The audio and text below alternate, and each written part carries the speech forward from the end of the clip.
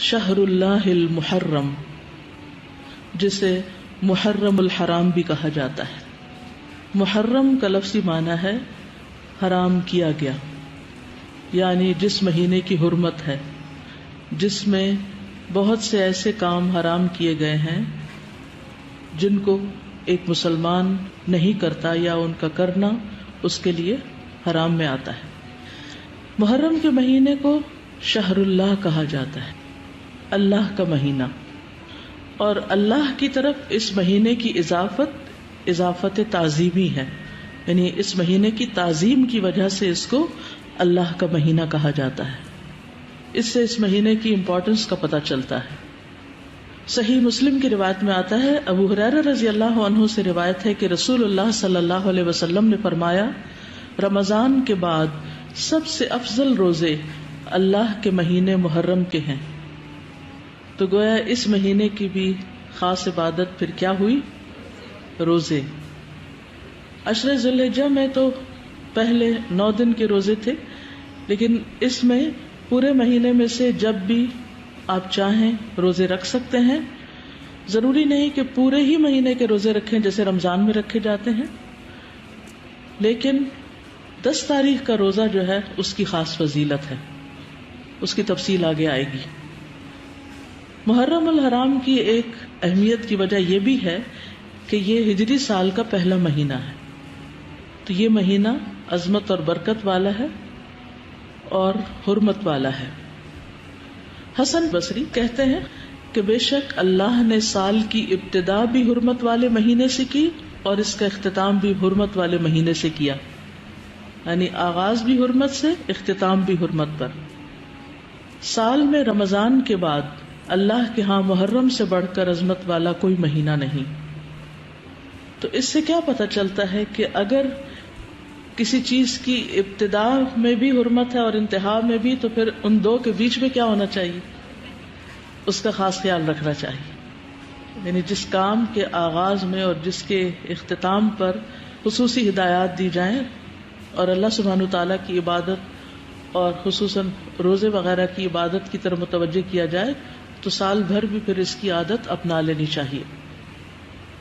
نئے سال کا آغاز جو ہے وہ دعا سے کرنا چاہیے۔ عبداللہ بن ہشام سے روایت ہے، وہ کہتے ہیں کہ جب مہینہ یا سال آتا تو رسول اللہ صلی اللہ علیہ وسلم کے صحابہ یہ دعا اس طرح سیکھتے جیسا کہ وہ قرآن سیکھتے، اللہم ادخلہ علینا بالامن والایمان والسلامت والاسلام وجوار من الشیطان ورضوان من الرحمن۔ ایک دفعہ کہہ لیجئے، اللہم ادخلہ علینا بالامن والایمان والسلامت والاسلام وجوار من الشیطان ورضوان من الرحمن۔ اس کا معنی ہے، اے اللہ اس مہینے کو یا اس سال کو ہمارے اوپر امن اور ایمان، سلامتی اور اسلام کے ساتھ، شیاطین سے بچاؤ یا شیطان سے بچاؤ اور رحمان کی رضامندی کے ساتھ داخل فرما۔ محرم کا مہینہ چونکہ حرمت والا مہینہ ہے تو اس مہینے میں خاص طور پر آپس میں ایک دوسرے پر ظلم کی ممانعت ہے۔ قرآن مجید میں آتا ہے، ان عدت الشہور عند اللہ 12 شہرا فی کتاب اللہ یوم خلق السماوات والارض منها 4 حرم ذلك الدین القیم فلا تظلموا فیہن انفسکم۔ بے شک مہینوں کی گنتی اللہ کے نزدیک اللہ کی کتاب میں 12 مہینے ہیں، جس دن سے اس نے آسمانوں اور زمین کو پیدا کیا، ان میں سے 4 حرمت والے ہیں، یہی سیدھا دین ہے، سو ان میں اپنی جانوں پر ظلم نہ کرو۔ تو میسج کیا ہے؟ فلا تظلموا فیہن انفسکم، اپنے آپ پر یعنی ایک دوسرے پر ظلم نہ کرو۔ تو کیا نہیں کرنا اس مہینے میں؟ ظلم نہیں کرنا۔ ظلم کی کون سی شکلیں ہوتی ہیں؟ ظلم ہوتا ہے کسی کو اس کے حق سے محروم کرنا، کسی کا حق چھیننا، کسی کا حق مارنا۔ اس کا یہ مطلب نہیں کہ باقی مہینوں میں ظلم کر سکتے ہیں، اس کا مطلب یہ ہے کہ دوسرے مہینوں کی بنسبت ان حرمت والے مہینوں میں ظلم بہت بڑا گناہ اور بوجھ ہے، اگرچہ ظلم ہر حال میں بہت بڑا گناہ ہے، مگر اللہ جس کام کے گناہ کو چاہے بڑھا دے، جیسا کہ اللہ جس کام کے اجر کو چاہے بڑھا دے. یعنی وہی نماز ہوتی ہے، وہی صدقہ خیرات ہوتا ہے، لیکن عشرہ ذی الحجہ میں کیا ہوتا ہے؟ اس کا اجر کئی گنا بڑھ جاتا ہے. اسی طرح حرمت والے مہینوں میں ظلم کا گناہ جو ہے وہ زیادہ ہو جاتا ہے. اور یہ 4 مہینے خاص طور پر 1/3 آف دا ایئر خاص طور پر اس لیے اس کام کے لیے رکھا گیا اور اس کی شدت کا احساس دلایا گیا تاکہ لوگ اس کی پریکٹس کریں، کانشیس ہوں، اور خصوصی طور پر اس میں اپنے آپ کو ایسے گناہوں سے بچائیں تاکہ باقی سال بھی اس پر عمل کر سکیں. حدیث میں آتا ہے کہ ظلم حرام ہے. صحیح مسلم کی روایت ہے، نبی صلی اللہ علیہ وسلم نے فرمایا کہ اللہ عز و جل نے فرمایا، اے میرے بندو، میں نے اپنے اوپر ظلم کو حرام قرار دیا ہے اور میں نے تمہارے درمیان بھی ظلم کو حرام قرار دیا ہے، تو تم ایک دوسرے پر ظلم نہ کرو.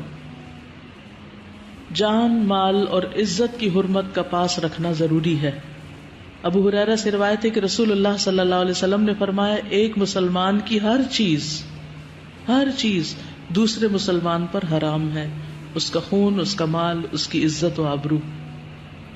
تو اس سے کیا پتہ چلتا ہے کہ ہمیں دوسروں کا احترام کرنا ہے، ان کے مال کو ان کی مرضی کے بغیر استعمال نہیں کرنا. اگر کسی سے کچھ قرض لیا ہے یا کسی سے کسی چیز کا وعدہ کیا ہے تو اس کو پورا کرنا ہے.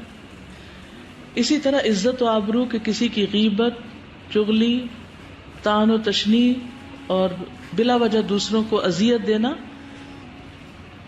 اس سے بھی پرہیز کرنا ہے، اس سے بھی بچنا ہے.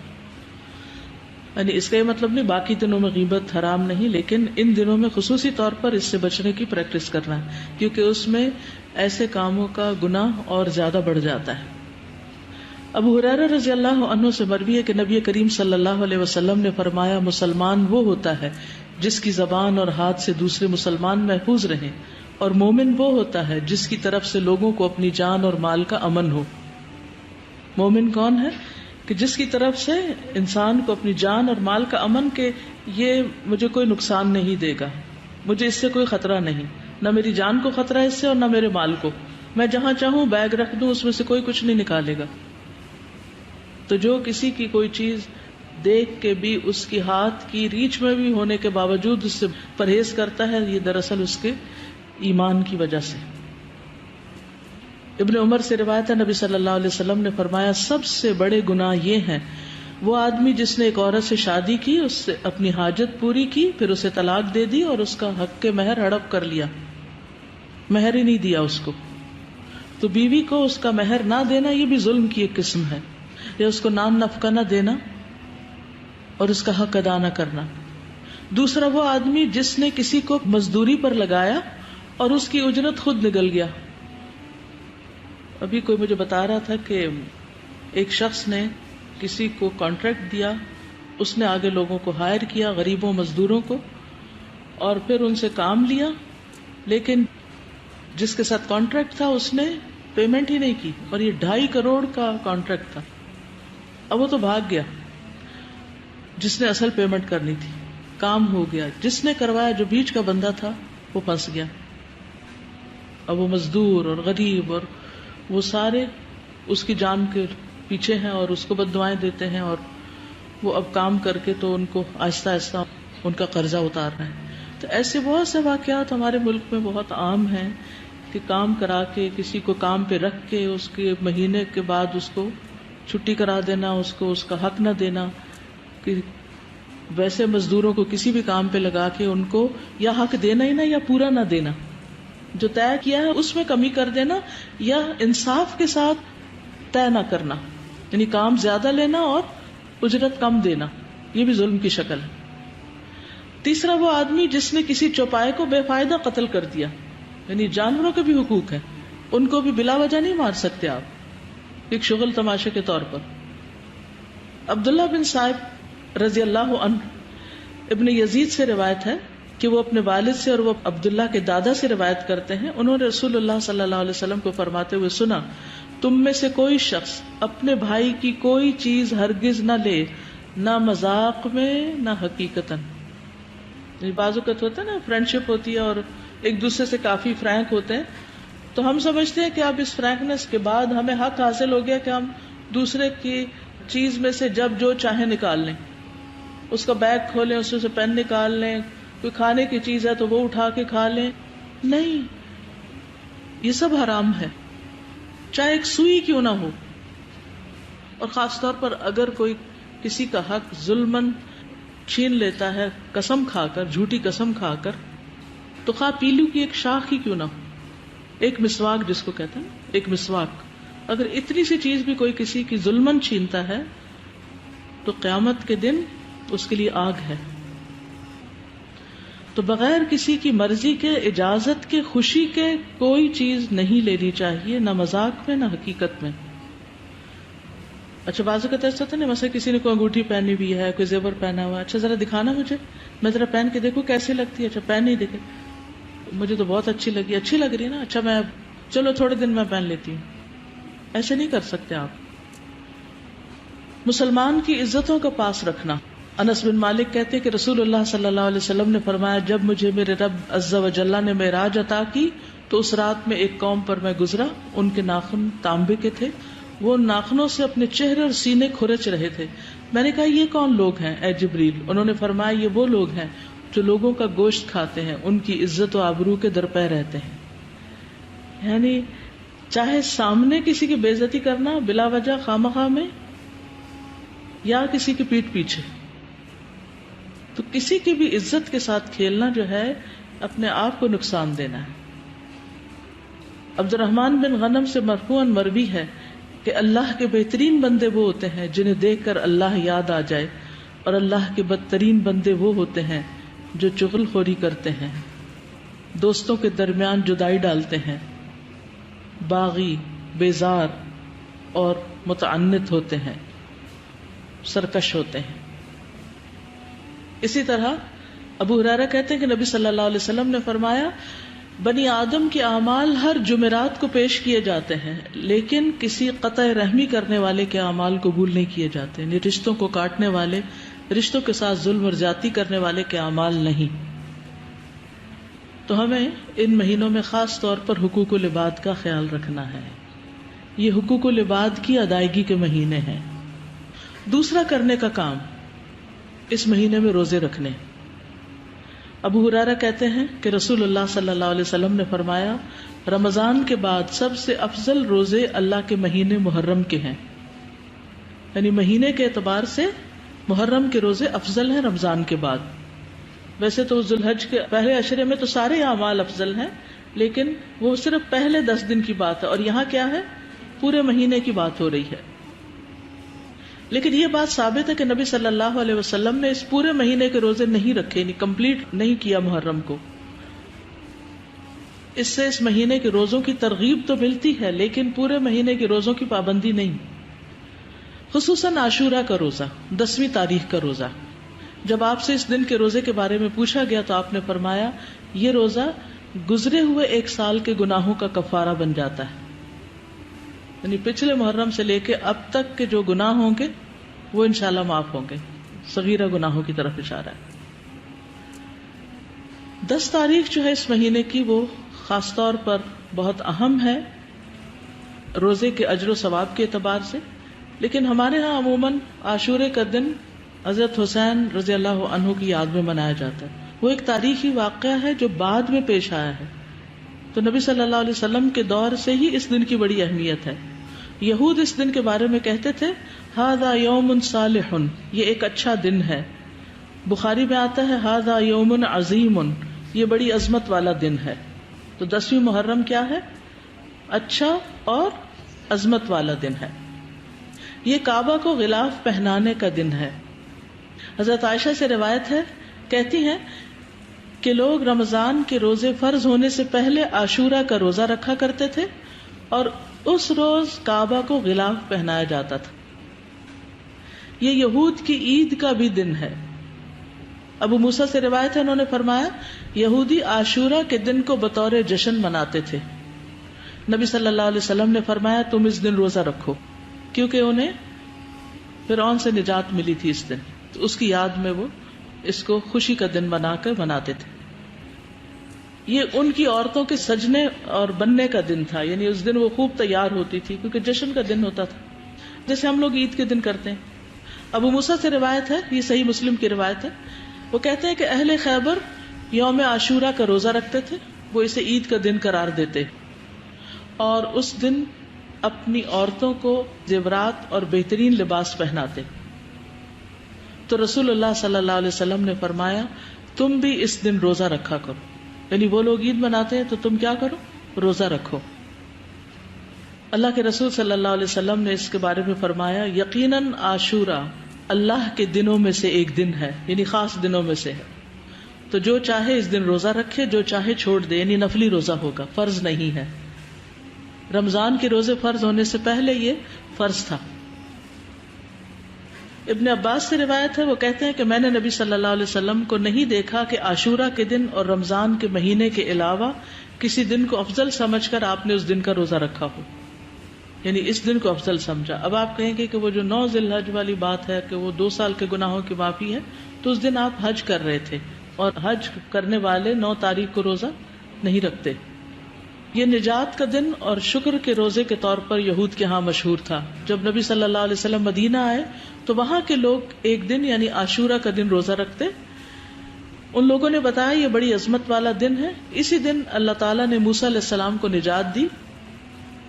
قرآن مجید میں پڑھا نا آپ نے، وَإِذْ نَجَّيْنَاكُم مِّنْ آلِ فِرْعَوْنَ يَسُومُونَكُمْ سُوءَ الْعَذَابِ يُذَبِّحُونَ أَبْنَاءَكُمْ وَيَسْتَحْيُونَ نِسَاءَكُمْ وَفِي ذَلِكُمْ بَلَاءٌ مِّن رَّبِّكُمْ عَظِيمٌ. تو اس کے شکر میں موسیٰ علیہ السلام نے اس دن روزہ رکھا، یعنی سب سے پہلے موسیٰ علیہ السلام نے یہ روزہ رکھا. آپ نے فرمایا میں موسیٰ سے ان کی نسبت زیادہ قریب ہوں، یعنی یہ پیغمبروں کی اطاعت نہیں کرتے اور ان کا حق ادا نہیں کرتے، موسیٰ علیہ السلام مجھ سے زیادہ قریب ہیں. تو آپ نے خود بھی اس دن کا روزہ رکھنا شروع کیا اور صحابہ کو بھی اس کا حکم دیا. دور نبوی میں بچے بھی عاشورہ کا روزہ رکھتے تھے، بچے بھی روزے رکھتے تھے.